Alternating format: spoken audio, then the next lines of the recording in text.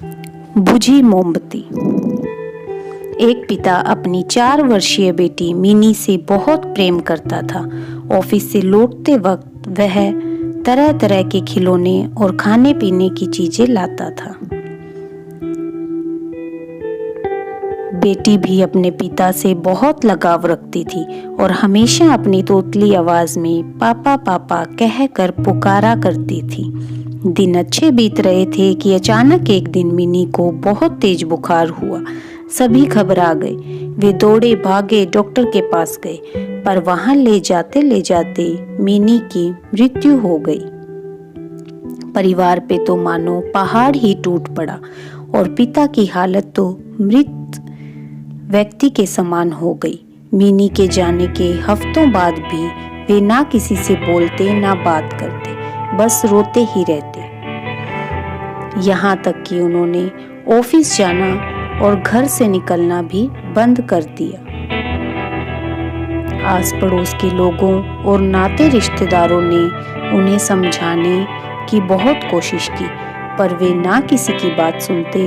उनके मुख से बस एक ही शब्द निकलता, मिनी। एक दिन ऐसे ही मिनी के बारे में सोचते सोचते उनकी आंख लग गई और उन्हें एक सपना आया। उन्होंने देखा कि स्वर्ग में सैकड़ों बच्चियां परी बनकर घूम रही हैं। सभी सफेद पोशाकें पहने हुए हैं और हाथ में मोमबत्ती ले रखी हैं। तभी उन्हें मिनी भी दिखाई दी। उसे देखते ही पिता बोले, मिनी मेरी प्यारी बच्ची, सभी परियों की मोमबत्तियां जल रही हैं, पर तुम्हारी मोमबत्ती बुझी क्यों है? तुम इसे जला क्यों नहीं लेती?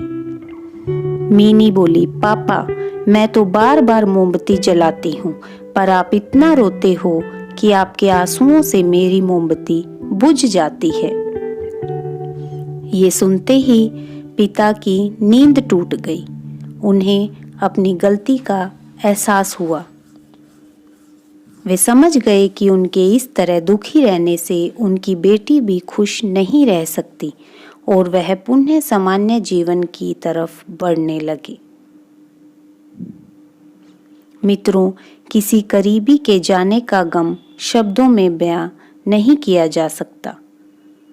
हमें मजबूत रहना होता है। शायद ऐसा करना ही मरने वाले की आत्मा को शांति देता है। इसमें कोई संदेह नहीं कि जो हमसे प्रेम